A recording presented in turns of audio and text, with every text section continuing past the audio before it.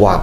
Akhir-akhir ini malah institusi pengadilan malah minta suap, minta disuap. Padahal dia dibilang wakil Tuhan itu Pak Ustadz di dunia ini. Bener gitu, gimana itu Pak Ustadz? Ya kalau yang bener, yang lurus ya wakil Tuhan lah. Dia merasa bahwa dirinya itulah yang bisa menjadikan hukum itu dipermainkan. Bismillahirrahmanirrahim. Assalamualaikum warahmatullahi wabarakatuh. Kita sapa dulu sedulur beriman dan Ustadz Danu fans di seluruh Indonesia dan dimanapun. Jangan lupa like, share, subscribe di channel ini untuk mengikuti kajian ilmu tauhid dan akhlak mulia Rasulullah SAW bersama Ustadz Danu. Silakan Pak Ustadz.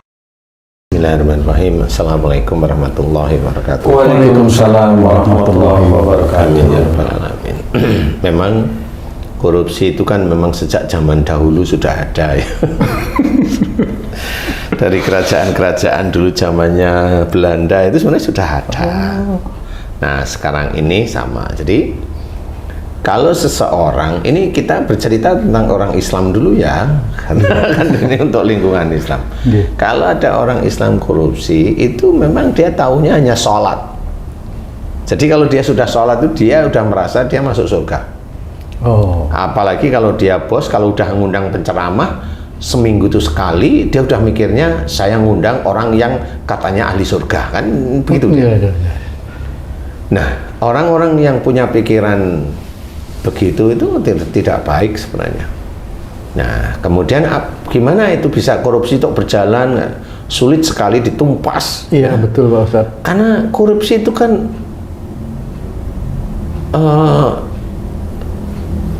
menyelinap istilahnya. Korupsi, suap itu kan menyelinap gitu ya. Jadi kalau nggak ada orang yang kowar-kowar nggak ketahuan sebenarnya. Nah persoalannya itu kalau namanya ada korupsi di suatu pembangunan proyek negara umpamanya, itu ya biasanya ada di titik itu sudah sangat ada sekali.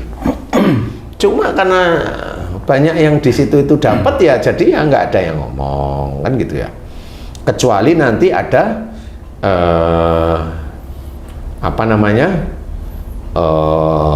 kontraktor pendukungnya itu subkon namanya itu sulit sekali dibayar. Nah, mulailah dia ngomong. Atau bangunannya ambruk. Atau bangunannya ambruk bisa. Tapi kalau kontraktor besar kan hitungannya jelas sih. Jadi jarang lah ambruk ya. Jangan kan sampai lah. Nah, itu doa. Itu doa. Mendoakan sesuatu yang dia dulu pernah lakukan sebenarnya. Jangan sampai ambruk lah kan gitu. Jadi ketahuan nantinya kan gitu. Kalau ambruk dibilang apes gitu. Jadi pada suatu keadaan di proyek itu dari mulai atas sampai bawah pekerjanya itu kan diajak untuk mengambil sesuatu yang bukan haknya. Kemudian yang atas juga baik juga, dia mau masuk neraka nggak mau sendiri. Apa nyampe ke sana pikiran Ustaz? Nyampe lah. Saya bilang nyampe aja.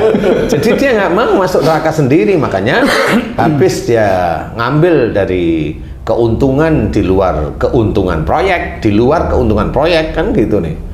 Nah ini dia bagi-bagi bonus ke karyawannya. Mungkin bukan nggak masuk neraka sendirian, maksudnya kalau ketangkep nggak sendirian mungkin kali. Hah? Ya juga begitu juga boleh ya. Karena di awal tadi kan sholat tapi melakukan juga, seolah-olah agama itu nggak berperan dalam kehidupan di dunianya gitu Ustaz. Iya benar memang. Dan juga dia punya pikiran kalau dia ngasih bonus ke anak buahnya biar dia dikatakan baik kan gitu. Jadi banyak hal yang dia pikirkan jadi satu. Ya, gimana untuk keuntungannya ya? Untuk keuntungannya sebenarnya. Ya, jadi seperti itu. Tapi yang lain ada suap. Akhir-akhir ini malah institusi pengadilan malah minta suap, minta disuap. Padahal dia dibilang wakil Tuhan itu Pak Ustadz di dunia ini. Bener gitu, gimana itu Pak Ustadz? Ya kalau yang bener, yang lurus ya wakil Tuhan lah. Dia merasa bahwa dirinya itulah yang bisa menjadikan hukum itu dipermainkan. Yang merasa dirinya Tuhan, yang satu bisa dibebaskan, yang satu bisa dihukum. Iya, benar. Nah, untuk keuntungan dia sendiri. Nah kan bukan wakil Tuhan seperti itu. Kalau Allah beneran ya nggak seperti itu. Allah itu adil, benar-benar adil. Cuma kalau di dunia itu ya tergantung manusianya sendiri. Nanti Allah itu hanya melihat, oh ini diginiin, nanti diberi ini. Oh nanti yang nakal, kalau yang ini dibiarin ketika ketahuan sampai matinya. Nanti ada yang oh ini harus ketahuan seperti itu. Itu cara Allah memberikan takdir satu dan yang lain itu bisa berbeda. Dasarnya apa itu Pak Ustadz ya? Allah begitu Pak Ustadz ya?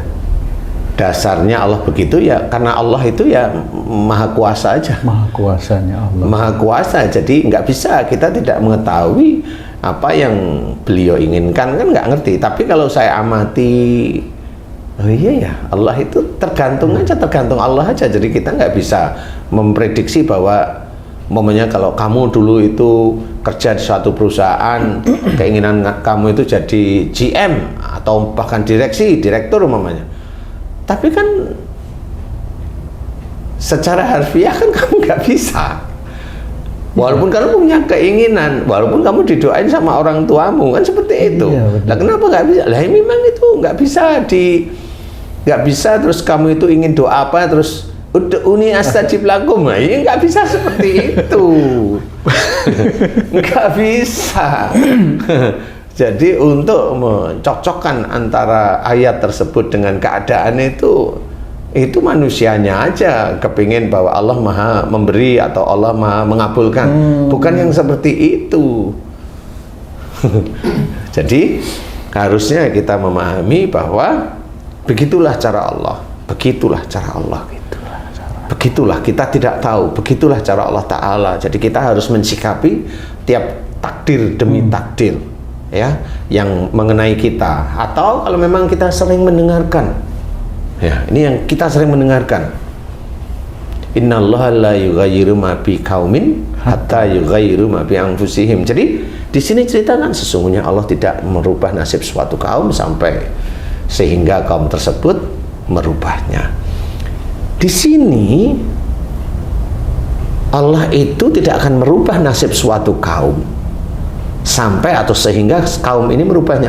Dia merubah itu apa? Akidahnya dirubah, syariatnya yang belang bentong itu yang mulai diluruskan, tauhidnya ditambah, iman kepada Allah Ta'ala ditambah. Nah inilah cara merubahnya.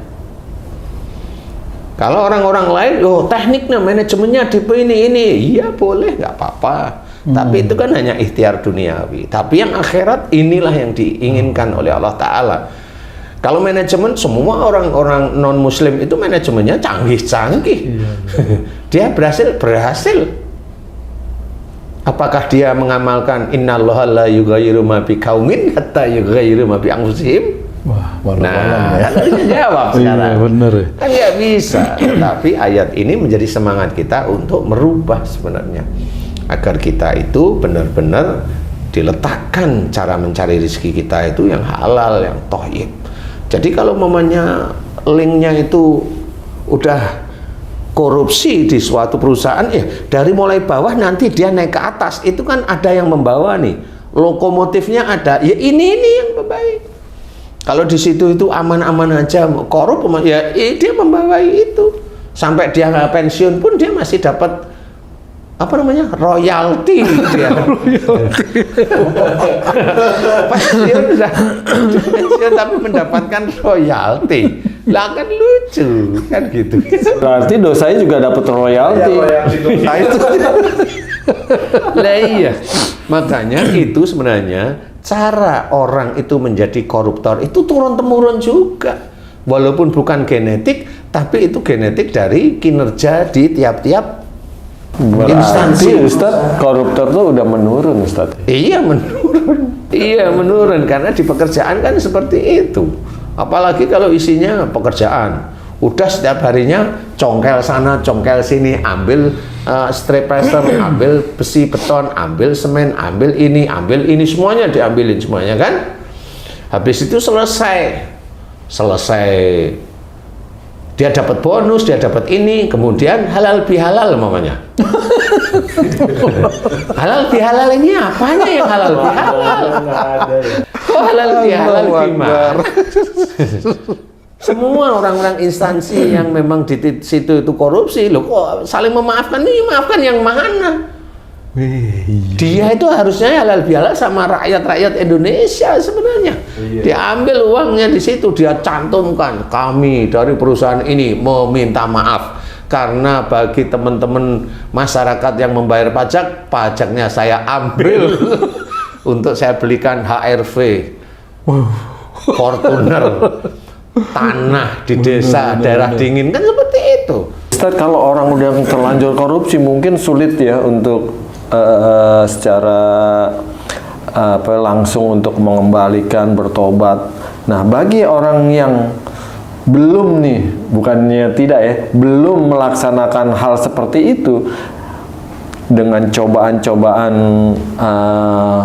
uang di mana-mana berserakan ceritanya gitu kan, agar tidak terjerumus sebagai koruptor, itu apa yang harus dia lakukan, Ustaz?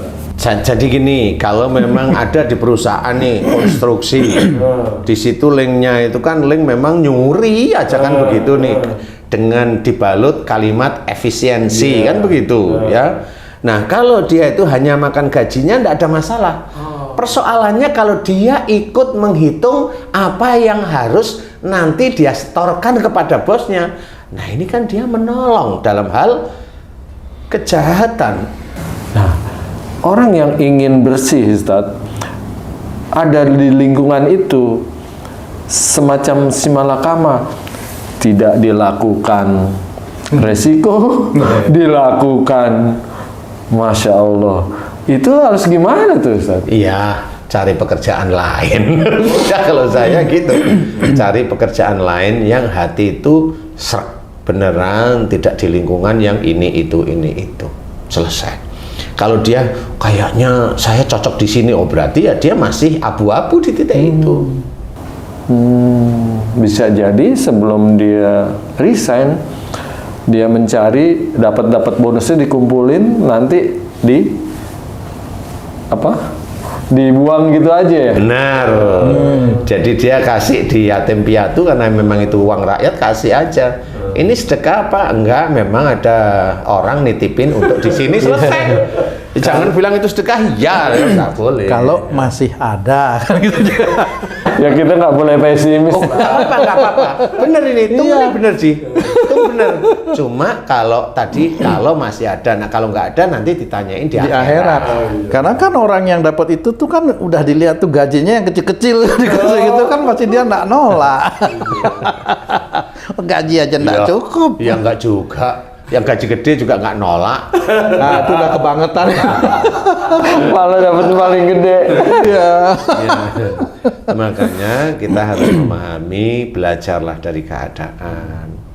Ya, jadi kalau memang boleh mau bekerja di sini boleh, tapi lihat-lihat. Kalau kita memang ingin lurus di jalan Allah, insya Allah pasti nanti Allah akan memberikan hidayah kepada kita sehingga diberi pekerjaan-pekerjaan yang halalan thayyiban. Insya Allah lah ya. Karena kita mencoba lurus terus, pasti Allah akan memberikan jalan keluar. Tapi kalau hatinya masih abu-abu, ya dia nggak akan dapat jalan keluar. Seperti itu. Bismillah. Nah, sebelum resign dia cari cari pekerjaan-pekerjaan yang menurut dia itu pas di dalam hatinya. Ustadz, kalau seseorang ada di lingkungan yang seperti tadi Ustadz jelaskan ya, apakah itu akibat dari dosa-dosanya yang lalu, Ustadz? Ya sama, cuma orangnya kan nggak mau tahu aja. Jadi seorang itu kalau melakukan dosa kemudian dia tidak tobat kepada Allah Ta'ala, apalagi taubatan nasuha tidak dikerjakan, ya dia akan dapat setan yang lebih besar. Dikumpulkan malah ya. itu. Jadi kalau ada orang yang dia mendekat dirinya kepada Allah dengan sungguh-sungguh, Allah itu akan memberikan hidayah pada dia. Allah akan mendekat kepada dia dengan lebih cepat dari dia. Tapi kalau orang itu berbuat dosa dan dia tidak taubat kepada Allah Ta'ala, dia yang diizinkan oleh Allah Ta'ala, setan yang lebih besar masuk. Dia nanti akan cari mangsa yang lebih besar. Itu lakukan, berhasil. Dia nggak tobat sama Allah Ta'ala, masuk setan yang lebih besar lagi. Begitulah sebenarnya. Orang marah juga sama. Orang marah itu kan pertama diam, lama-lama kan wah. Dia dikatakuti. Akhirnya dia mikir, saya marah semuanya takut. Akhirnya dia biasaan marah. Terus. Oh. Nah, kebiasaan marah ini yang menjadikan setan itu lebih lama, lebih banyak dan lebih besar. Makanya tenangkan, jangan marah, bagimu surga, kan seperti itu. Terus kembali ke korupsi sedikit nih Pak Ustadz. Kalau dia korupsi terus ketangkep nih dia nih di penjara, gitu. Berarti dosanya lunas Pak Ustadz? Enggak. Enggak. Rugi lagi dong. Enggak lunas. Oh, dia tobat aja enggak, mau lunas dari mana? Lah Allah itu Maha Pengampun. Kalau orang itu tobat. Lah kalau dia tobat aja enggak. Dia itu korupsi sekian puluh tahun, hanya ya Allah, jika aku korupsi ampuni aku. Amin. Selesai sekali di antara puluhan tahun dia korupsi lah. Kan itu juga nggak ngaruh sama Allah Ta'ala sendiri. Nah, ini juga harus belajar bahwa dekatkanlah diri kita kepada Allah Ta'ala. Iman dikuatkan, ketakwaan dikuatkan, dikerjakan sunnah-sunnah Rasulullah. Senantiasa doa yang baik, banyak mohon ampunan, banyak bersyukur. Seperti itu. Nah, insya Allah dari situ mudah-mudahan kita digolongkan orang-orang yang memang golongan orang takwa di hadapan Allah. Seperti nanti akan dikumpulkan kita dengan orang-orang yang soleh yang ada di hadapan Allah Ta'ala. Jadi ya kita harus belajar. Mana yang soleh kita nggak tahu. Apakah yang masuk penjara itu soleh? Ya belum tentu. Kecuali namanya soleh, ya ini beda ya. Harus kita belajar. Dekatkan diri kita pada Allah Ta'ala. Mudah-mudahan kalau kita dekat kepada Allah Ta'ala, mengerjakan ibadah-ibadah pada Allah, sunnah-sunnah Rasulullah, ketakwaan pada Allah, mudah-mudahan Allah lebih memberikan kepada kita, dekat kepada kita, sehingga kita dilindungi di dunia dari sesuatu hal yang mencelakakan, dan nanti kita juga akan diberi rahmatnya nanti di akhirat. Amin. Ya insya Allah. Wallahu a'lam.